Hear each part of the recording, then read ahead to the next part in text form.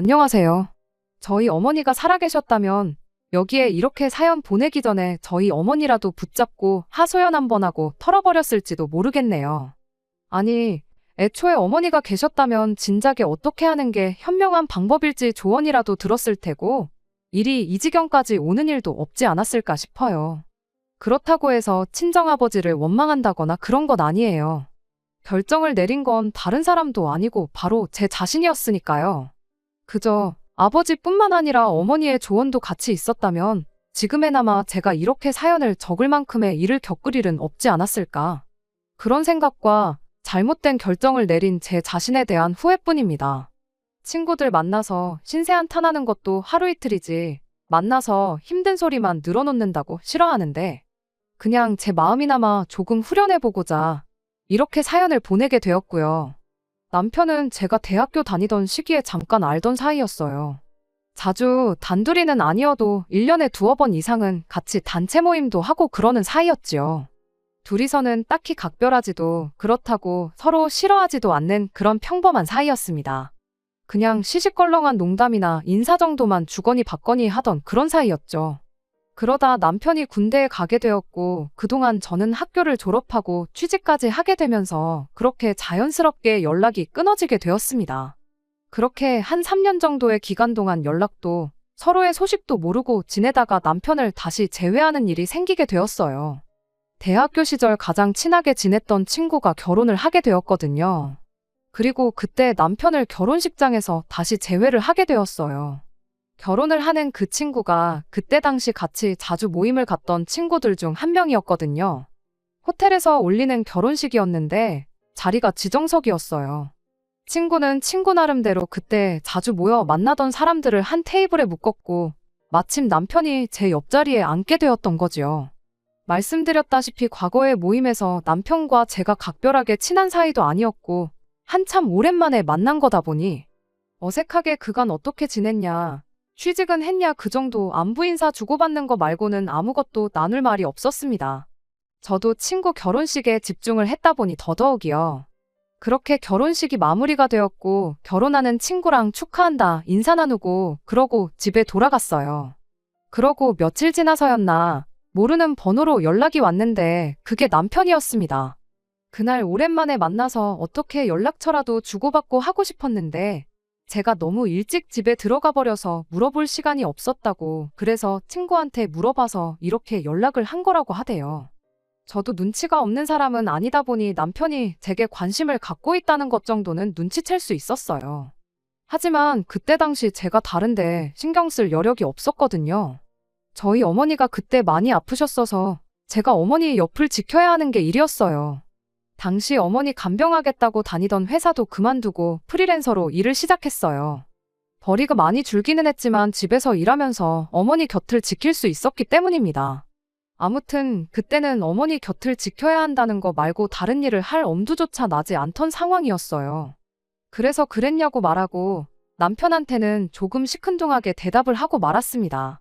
저희 어머니께서는 당신 몸이 이렇다고 저까지 매일같이 집에만 있는 거 원치 않으신다고 회사도 다시 출근하고 이따금씩 나가서 친구도 만나고 애인 만들어서 연애도 하고 그랬으면 좋겠다고 하셨는데 도무지 발걸음이 떨어지지를 않더라고요.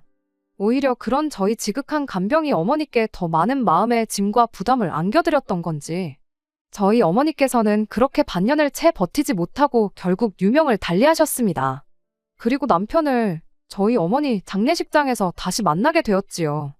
저한테 마음이 있었다 보니 장례식장에서 거의 아들 노릇을 하면서 3일 내내 같이 있어줬어요. 부담스럽기는 했지만 한편으로는 그게 또 참 고맙더라고요. 저랑 연애하는 사이도 아니고 저희 어머니와 그 어떤 추억이 있는 것도 아닌데 사람 하는 것만 봐도 대충 하는 건지 진심으로 마음에서 우러나와 하는 건지 다 보이잖아요. 남편은 장례식 내내 정말 최선을 다해서 제 곁을 지켜주었습니다. 저뿐만 아니라 저희 아버지도 엄청 챙겼어요. 아무튼 그때 고마운 마음 때문이었나 그 뒤로 자주 만나곤 했습니다. 어머니가 돌아가시고 나서 시간적인 여유가 많이 생겼던 것도 이유 중 하나였어요. 아무튼 그렇게 남편과 만나기 시작했고 그렇게 몇 달 지나지 않아 결국 남편과 연애를 시작하게 되었어요. 그렇게 2년 정도의 연애를 했는데 남편 사람 자체만 두고 본다면 정말 더할 나위 없이 좋은 사람이었어요.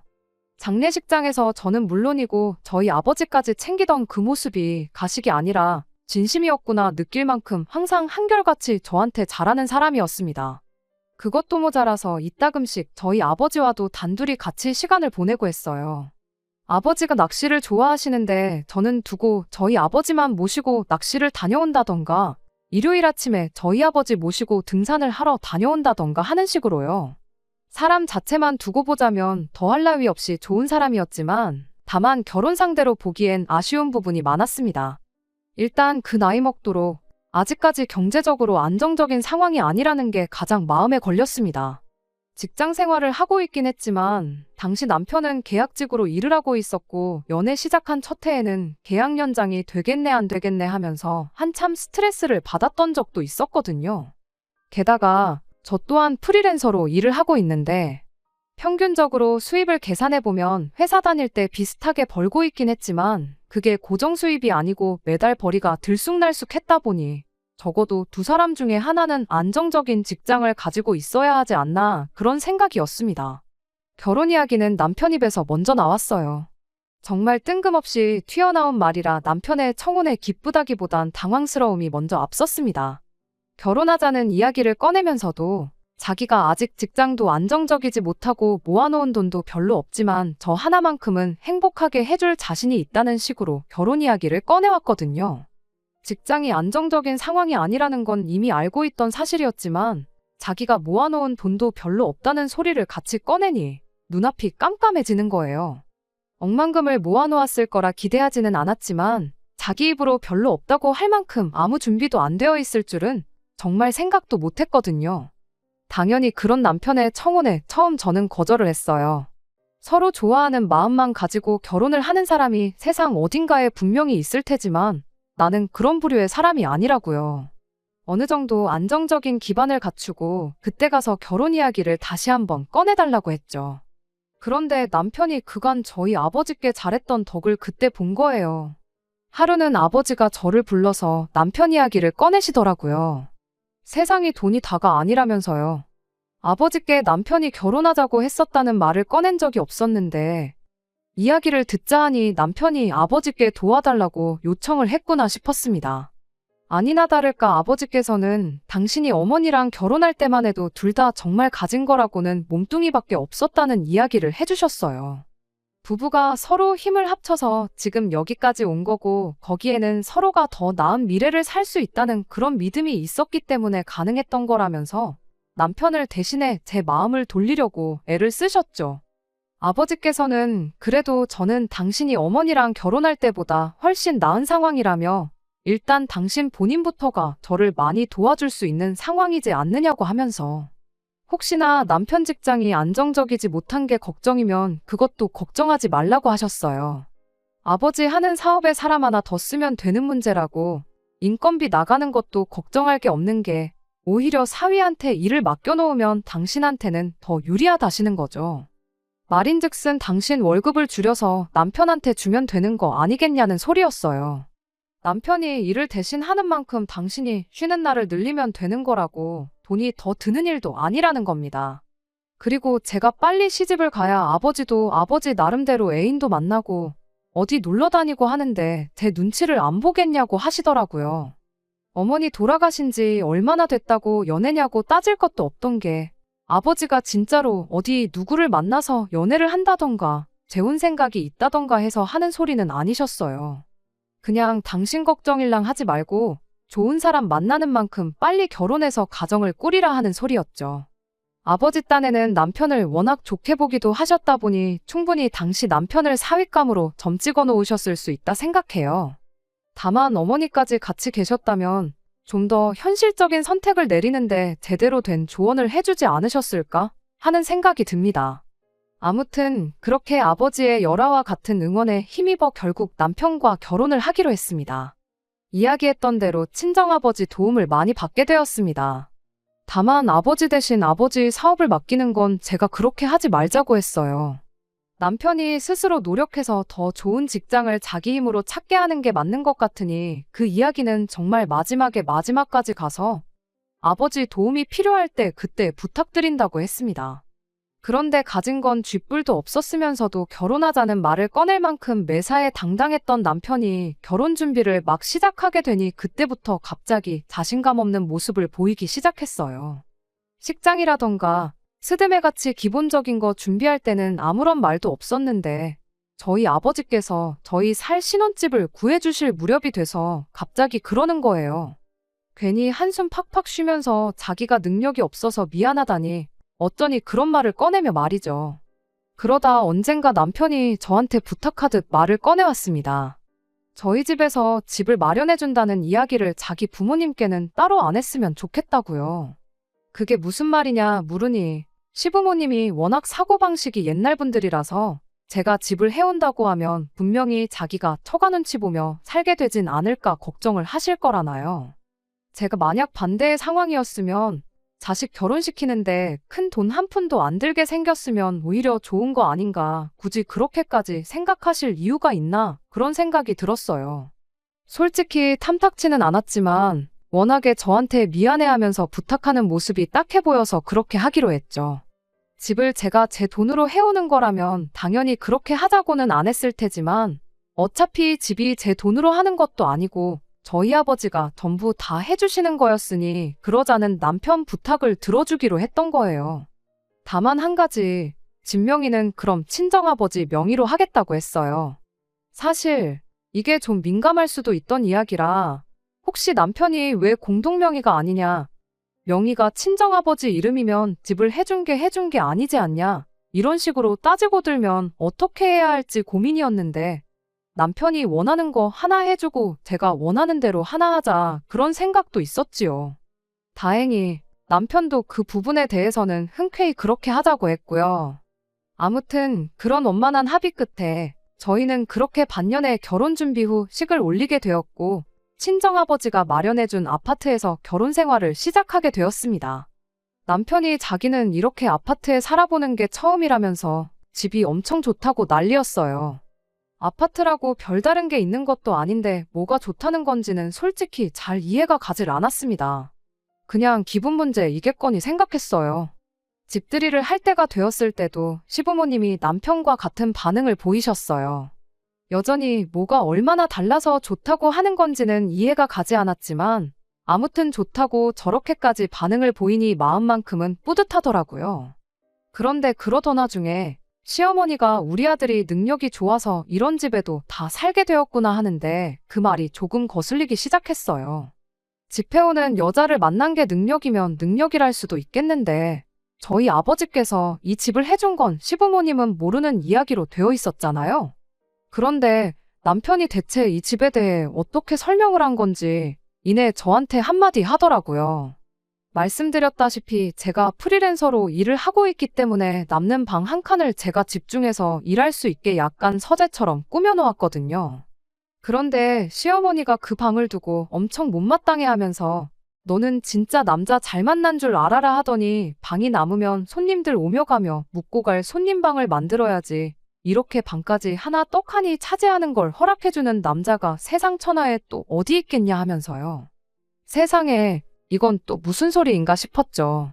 물론 제가 순전히 제 돈으로 해온 집은 아니지만 저희 아버지가 해준 집이고 솔직히 그렇다고 해서 제가 뭐 남편을 제 소나귀 위에 올려놓고 꽉 잡고 살 생각이 있던 것도 아니었는데 단지 어머님이 괜히 제가 집해왔다 하면 아들이 눈치 보고 살 것 같아서 마음이 아플 것 같다던 그 부탁 하나 때문에 집해온다는 사실을 말을 안 했을 뿐인데 당신 오며 가며 지낼 방 한 칸 만들어 놓으라는 말부터 제가 남편 눈치를 보고 살아야 한다는 말까지 서슴없이 하는 게 무슨 상황인가 싶었어요. 여기 이 방이 제가 놀려고 만든 방도 아니고 일할 때 쓰려고 만든 방이다. 어차피 우리 아버지가 집을 해주셨는데 방 한 칸 내 맘대로 쓰는 것도 문제가 되느냐 한마디 따지려다가 일단은 참았어요. 시어머니가 무슨 의도로 그런 말을 했던 간에 일단 남편이 시댁에 뭐라고 설명했는지부터 들어보는 게 먼저라고 생각했거든요. 집들이가 끝나고 나서 시부모님이 택시 타고 출발하는 것까지 확인하고 그 길로 남편을 불러세워 물어봤어요. 대체 어머님한테 뭐라고 설명을 했길래 저러시냐고요? 솔직히 그렇지 않나요? 당신 아들이 모아놓은 돈 한 푼 없는 거야 모를 수도 있겠지만 당장 남편이 직장생활 시작한 게 몇 년이나 되었다고 갑자기 어디서 아파트 하나 구할 돈이 생겨날 리 없고 그것만큼은 모를 리가 없다고 생각했거든요. 그냥 적당히 남들 하듯이 둘이서 여지껏 모아놓은 돈에 대출 조금 껴서 집을 구했다. 이 정도로 설명했겠거니 생각했는데 시어머니 하는 꼴을 보아하니 둘이서 같이 샀다기엔 제가 남편 눈치를 보고 고마워하며 살아야 한다는 그 말이 도저히 이해가 가지 않았거든요. 그런데 이어서 나온 남편 말이 너무나 터무니없고 어이가 없어서 이내 할 말을 잃고 말았습니다. 시어머니한테 설명을 하기를 자기가 회사에서 꼭 필요한 인재다 보니 그 회사에서 20년을 근속하는 조건으로 회사에서 집을 해줬다고 이야기를 했다는 거예요. 솔직히 그렇지 않나요? 당신 아들이 모아놓은 돈 한 푼 없었던 거야. 말 안 하면 그만인 거니 모를 수도 있었겠지만 당장 남편이 직장생활 시작한 게 몇 년이나 되었다고 갑자기 어디서 아파트 하나 구할 돈이 생겨날 리 없고 그것만큼은 모를 리가 없다고 생각했거든요. 그냥 적당히 남들 하듯이 둘이서 여지껏 모아놓은 돈에 대출 조금 껴서 집을 구했다. 이 정도로 설명했겠거니 생각했는데 시어머니 하는 꼴을 보아하니 둘이서 같이 샀다기엔 제가 남편 눈치를 보고 고마워하며 살아야 한다는 그 말이 도저히 이해가 가지 않았어요. 그런데 이어서 나온 남편 말이 너무나 터무니없고 어이가 없어서 이내 할 말을 잃고 말았습니다. 시어머니한테 설명을 하기를 자기가 회사에서 꼭 필요한 인재다 보니 그 회사에서 20년을 근속하는 조건으로 회사에서 집을 해줬다고 이야기를 했다는 거예요. 세상에 어느 회사가 직원한테 집 한 채를 사주냐고 시부모님은 그걸 또 믿으신 거냐 물었더니 그렇답니다. 당장 재계약이 되네 안 되네 하면서 일자리 없어질까봐 노심초사하던 게 불과 작년 일인데 집에선 당신 계약직으로 일하고 있는 것도 모르시는 거냐 물었더니 그것도 그렇다고 하는 거예요. 계약직이긴 하지만 그래도 남편이 현재 일하고 있는 회사가 우리나라 사람이라면 이름만 들어도 알 만큼 큰 회사이긴 했거든요. 그러니까 한마디로 말하자면 시어머니는 당신 아들이 국내 굴지의 대기업을 다니고 있고 심지어 거기서도 장래를 촉망받는 회사에는 없어서는 안 될 인재 중에 인재라고 알고 있던 거였어요. 그러니 시어머니 입장에서는 당신 잘난 아들 덕에 신혼집도 공짜로 생긴 건데 방 한 칸 시부모를 위해 비워놓아도 모자랄 망정 그 비어있는 방을 자기 개인 용도로 쓰겠다는 며느리가 괘씸했던 거죠. 남편한테 이게 무슨 말도 안 되는 상황이냐고 당신이 내 눈치, 처가 눈치 보면서 사는 느낌 안 들게 하고 싶다고 해서 친정아버지가 집을 해줬던 걸 말을 안 했던 건데 지금 당신 이야기만 들으면 내가 시댁 눈치를 보면서 사는 게 당연하게끔 이야기를 해놓은 상황이지 않냐고. 나는 그렇게까지 해서 당신 체면 살려줄 생각도 없고 시어머니 걱정 줄여줄 생각도 없으니 당장에 어머님한테 똑바로 설명을 드리라고 했습니다. 그랬더니 남편이 그럼 자기가 시어머니를 속인 것까지 말해야 되지 않냐며 난색을 표하는 거예요. 당장 내년에 재계약이 될지 안 될지도 모르는 불안정한 상황인 것부터 땡전 한 푼 없이 몸만 와서 처가의 대릴사위 노릇을 하고 있다는 걸 알리면 분명히 어머니가 뒷목 잡고 쓰러지실 거라는 겁니다. 남편한테 그렇다고 그게 내가 어머님한테 하대받아야 할 이유가 되지는 않는다고. 그리고 거짓말을 내가 시켰냐. 누가 시키지도 않았는데 당신이 혼자서 한 거 아니냐고. 그런 건 내 알 바 아니고 당장 시어머니한테 제대로 설명드리라고 했어요. 결국 남편은 한숨을 땅이 꺼져라 내쉬며 제게 알겠다고 그렇게 하겠다고 대답했지요. 그렇게 다시 집으로 들어가고 있는데 남편이 걸음을 천천히 걸으며 제 뒤로 쓱 빠지는데 보아하니 시어머니한테 전화를 하려는 듯 싶었습니다. 거짓말한 것도 있고 하니 시어머니한테 그 이야기 전하면서 오고 갈 대화를 제가 듣게 하기 남사스러워서 저러는구나 싶어서 나름 배려해준답시고 저는 오히려 걸음을 빨리 해서 집으로 먼저 들어왔어요. 남편은 한 15분 정도 있다가 집에 들어왔고요. 표정이 살짝 안 좋은 걸 보니 다 이야기했구나 싶어서 그냥 거기까지만 하고 말았습니다. 남편 자존심 문제도 있고 할 테니 저도 굳이 치사하게 확인까지는 하지 않으려고 했던 거예요. 실제로 그날 이후로 한동안 시댁에서 그 어떤 연락도 오지 않았고 그 어떤 왕래조차 없었습니다. 저는 그 또한 시어머니가 남편과 비슷한 이유로 저희와 일부러 연락을 피하고 근처에도 안 오시는 거라 그렇게 생각했지요. 시간 지나면 그냥 아무 일도 없었던 척 지내겠거니 싶었고 딱히 제가 나서서 저는 괜찮으니 불편해하실 필요 없다고 말할 이유도 없다 생각했어요. 시어머니하고 안 보고 지낸다고 해서 제가 손해보는 것도 딱히 없어서 그냥 그러려니 하고 말았습니다. 그런데 그런 식으로 한 3, 4개월쯤 지났을 때였나 난데없이 시어머니가 저희 집에 쳐들어왔어요. 연락도 없이 찾아와서는 주차장이니까 얼른 내려와 보라고 무거워 죽겠다고 혼자 이거 다 못 들고 간다고 난리법석을 떨면서요. 저는 무겁다길래 뭐 반찬거리라도 잔뜩 해가지고 오셨나 생각했고 아무 생각 없이 그냥 주차장으로 내려갔어요.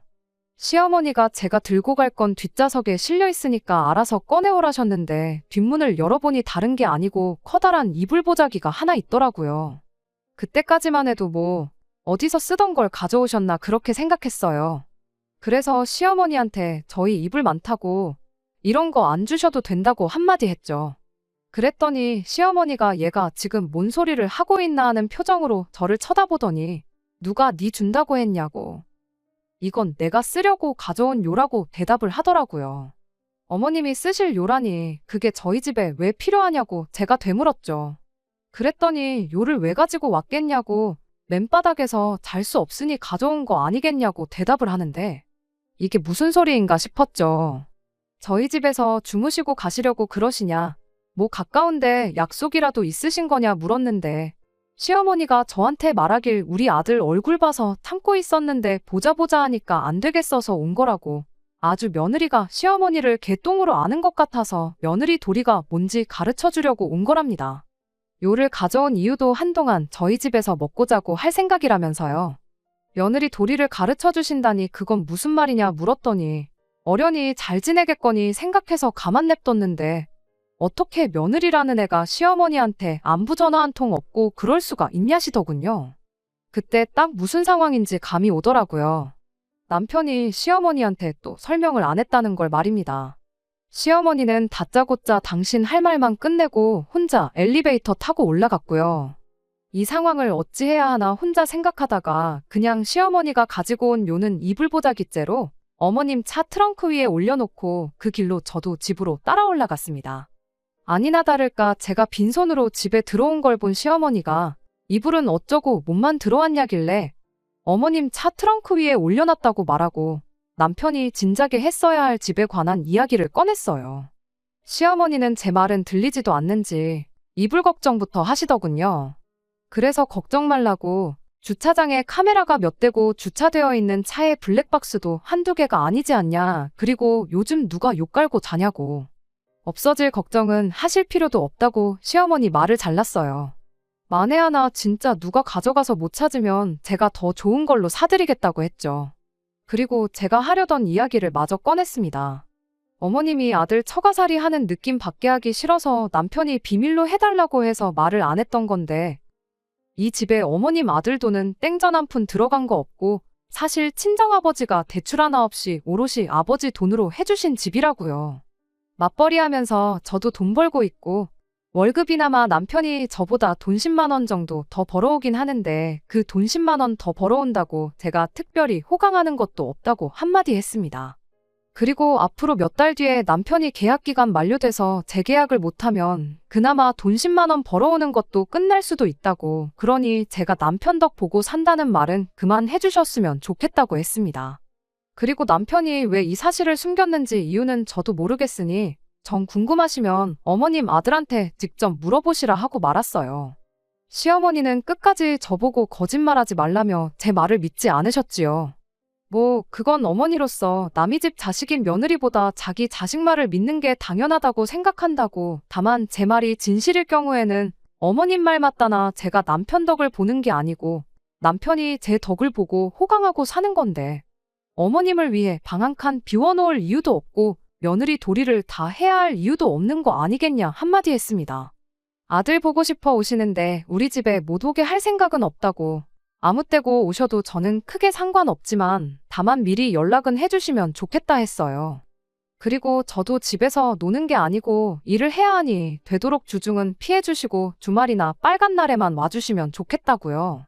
이렇게 말했는데도 불구하고 시어머니는 끝까지 제 말을 안 믿는 눈치였어요. 제가 뭐하러 들통날 거짓말을 하겠냐고, 정 못 믿으시겠으면 그냥 이 길로 등기부등본이라도 한번 뽑아보시라고 했어요. 집이 누구 이름으로 되어 있는지 직접 두 눈으로 확인하시면 되는 거 아니겠냐고요. 시어머니는 바득바득 이를 갈다가 아무 말도 하지 않고 그 길로 혼자 집을 나가버리셨어요. 다시 따로 연락은 없던 걸 보니 트렁크 위에 올려둔 이불보자기는 아무도 손을 안 댔나 보구나 그러고 말았죠. 그런데 한 2시간쯤 있다가 남편이 집에 들어오더라고요. 퇴근 시간이 몇 시간이나 더 남았는데 온 걸 보니 시어머니한테 연락받고 허겁지겁 반차 내고 집에 돌아왔구나 싶었죠. 집에 들어오자마자 저를 원망하는 목소리로 왜 그랬냐며 따지기 시작했어요. 그런 식으로 일하다 말고 퇴근했다가 괜히 회사에 미운 털 박혀서 계약 연장할 때 지장 있으면 어떡하느냐 따져묻기도 싫었고 그냥 남편한테 왜 시어머니한테 진실을 알리지 않았던 건지나 말해달라고 했습니다. 그랬더니 남편이 자기가 알아서 해결할 생각이었는데 제가 다 수포로 만들었다고 하면서 시어머니한테 말하기 전에 자기한테 전화나 한 통 줬으면 좀 좋냐고 자꾸 저 혼자 잘못한 것처럼 말하길래 대체 무슨 계획이 있었는지 드러나 보자고 한번 말해보라고 대답했습니다. 남편 계획은 딱 이렇게 1년만 버틸 생각이었었답니다. 버틴다는 게 무슨 소리냐 물었더니 자기가 재계약을 해야 할 시점에 그때 가서 자기가 회사랑 뜻이 안 맞는 것 같아서 회사를 자기 발로 그만둔 것처럼 말을 할 생각이었다는 거예요. 회사에서 20년 근속을 약속하고 받아온 집이라고 했으니 당연히 회사를 그만두면서 돌려줘야 하는 상황이 찾아올 테고 당장 다른 집 구하기 번거로운 상황에 장인어른이 돈을 융통해줘서 그렇게 집 문제를 해결한 식으로 시어머니한테 말을 전할 생각이었다는 겁니다. 그렇게 되면 시댁에 자기가 대기업 정직원이라고 말했던 것도 자연스럽게 해명할 수 있고 집 문제도 제가 원하는 대로 저희 집에서 해왔다고 설명할 수 있으니 그게 최선의 방법이었다는 겁니다. 그런데 저 때문에 자기의 계획이 수포로 돌아갔다고 우리 엄마 충격이 클 텐데 어떡하냐며 저를 원망하기 시작하는 거예요.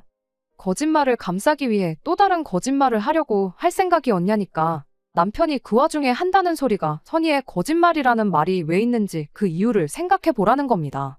반년하고 조금만 더 기다렸으면 모든 게 원만하게 해결되는 건데 제가 다 망쳐놓았다며 어떻게 할 거냐고 따지고 드는 거 아니겠나요? 앞에 선의가 붙는들 선의의 거짓말은 거짓말 아니냐고. 그리고 반년 조금만 더 버티면 해결된다고 했는데 그럼 그 기간 동안 시어머니를 우리 집에 머물게 하면서 아들 덕보는 며느리 기강 잡는다는 걸 내가 버티고 참아야 했던 거냐고 따져 물었죠. 남편이 말하길 그거 뭐 얼마나 어려운 거라고 그걸 못하겠다고 하냐며 오히려 저한테 따지고 들더군요. 밖에 나가보면 우리 엄마보다 더한 시어머니 세고 셌고 너보다 더 심한 시집살이 견디며 사는 사람들도 있다고. 단 하루도 살아보지도 않고 우리 엄마가 시짜지라는 시어머니라고 단정짓는 게 말이나 되는 소리냐. 우리 엄마가 너한테 엄청 잘해줬을 수도 있는 거 아니냐며 입에 개거품을 무는데 정말 오만정이 있는 대로 떨어지더라고요. 하나를 보면 열을 안다고 이미 애초에 어머님이 내 정신머리 고쳐준다고 찾아왔는데 퍽이나 잘해주셨겠다고. 그리고 나는 분명히 시어머니한테 미리 연락만 해주면 오고 싶을 때 아무 때나 와도 된다고 말했다. 그러니 행여나 내가 시자 붙는다고 무조건 싫다고 하고 집해왔다고 유세 떤다고 생각하지 말라고 했습니다. 애초에 이런 일이 생길 줄 알았으면 당신 체면이고 시어머니 걱정이고 뭐고 생각도 안 하고 그냥 내가 집해온 사실을 알렸을 거다 한마디 했어요.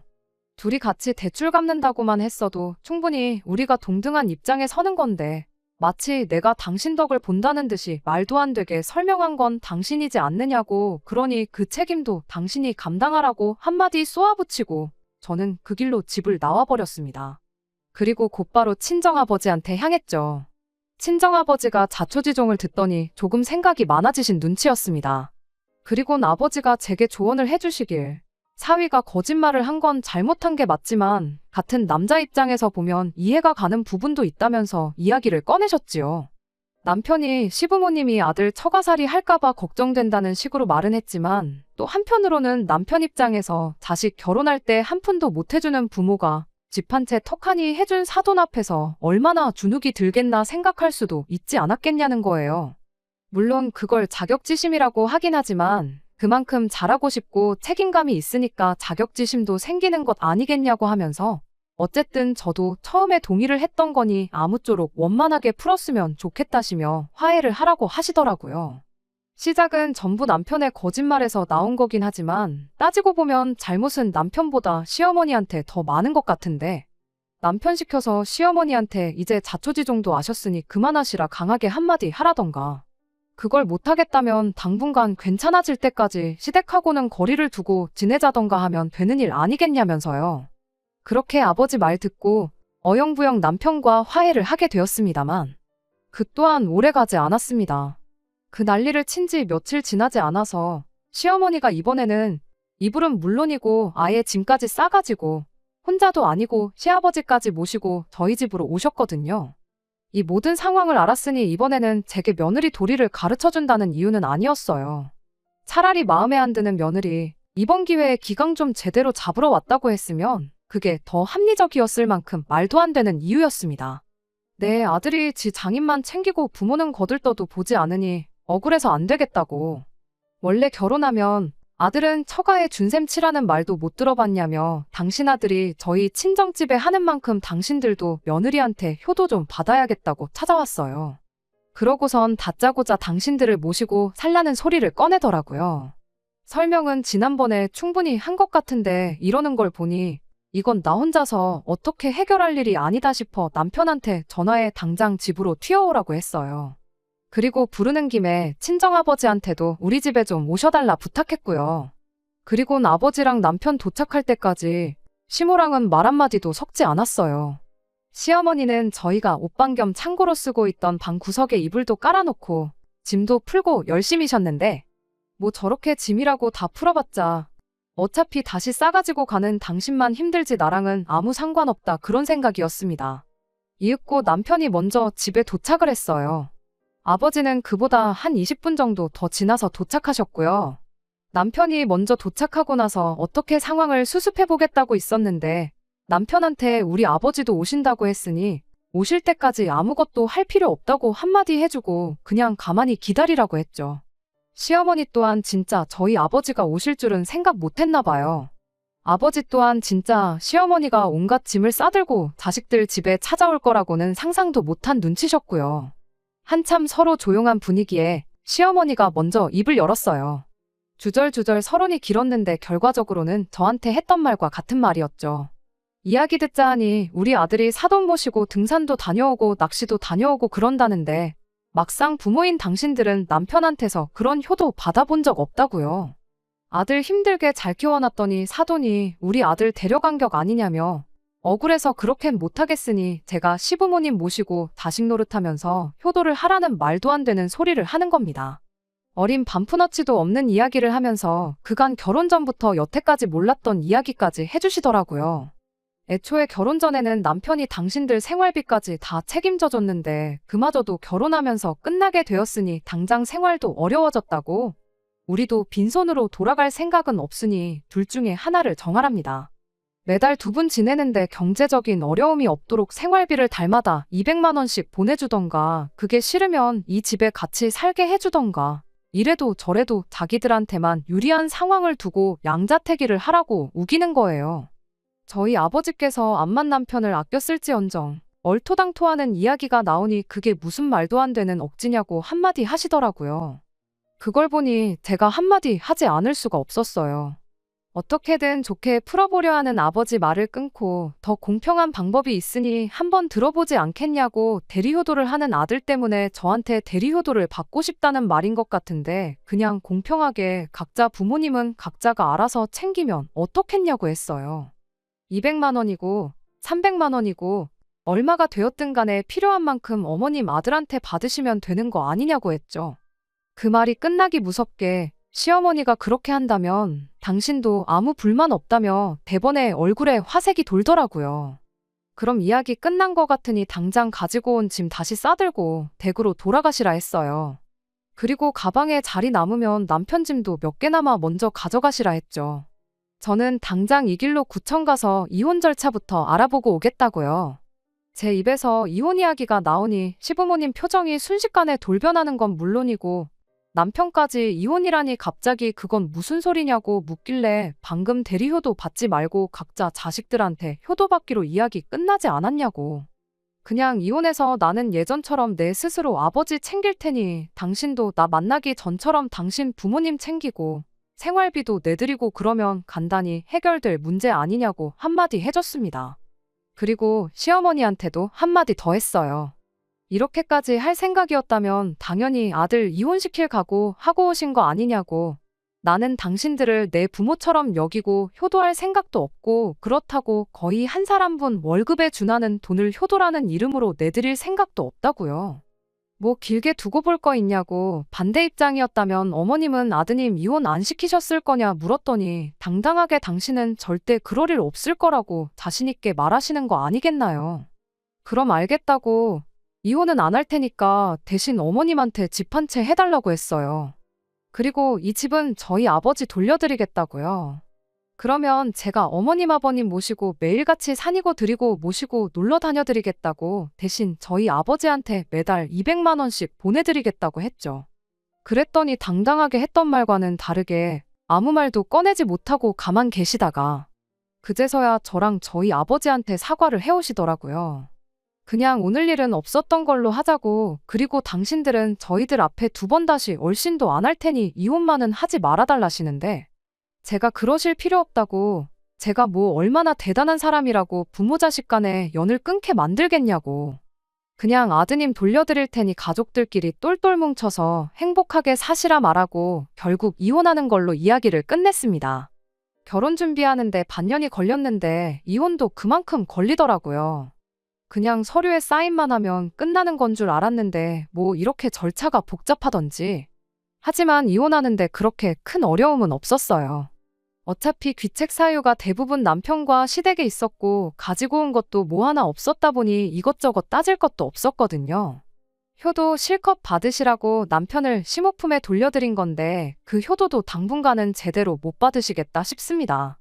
이혼하고 그러는 과정 때문에 그런 건지 남편이 무능력해서 그런 건지는 모르겠지만 결국 남편은 재계약에 실패했고 당장 취직 자리가 없어서 백수신세를 면치 못하게 되었거든요. 평생 일자리 못 구하지는 않겠지만 당장은 효도는커녕 시부모님이 자식을 먹여 살려야 하는 꼴이 되었네요. 아버지께서는 자기가 사람을 잘못 봐서 하나밖에 없는 귀한 딸 이혼녀를 만들었다고 자책을 하시더라고요. 그래도 얼마나 다행이냐고. 이혼 못해서 평생 그 시자들한테 당하면서 사는 것보다야 이 편이 훨씬 낫지 않냐고. 그리고 미리 알아서 다행 아니냐고.